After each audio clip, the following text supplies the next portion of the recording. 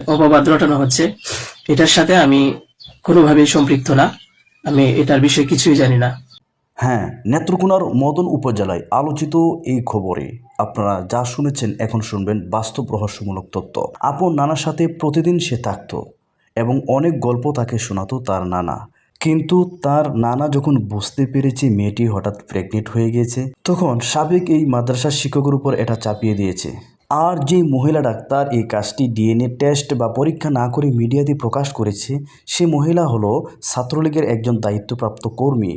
মাদ্রাসা ছাত্রী, 11 বছর বয়সী, স্থানীয় একটি মহিলা কওমি মাদ্রাসায় পড়াশোনা করত। ঘটনাটি সম্পর্কে কিছু মূল তথ্য এখানে দেওয়া হলো। পারিবারিক অবস্থা: মেয়েটির মা সিলেটে গৃহকর্মীর কাজ করেন, যার ফলে সে তার নানা বাড়িতেই থাকতো আর নানা এই কাজগুলো করত। ওই মাদ্রাসার এক শিক্ষক কর্তৃক বারবার ধর্ষণের শিকার হয়ে মেয়েটি 7 মাসের অন্তঃসত্ত্বা হয়েছে বলে অভিযোগ উঠেছে। এই কথাগুলো সম্পূর্ণ বানোয়াট এবং মিথ্যা।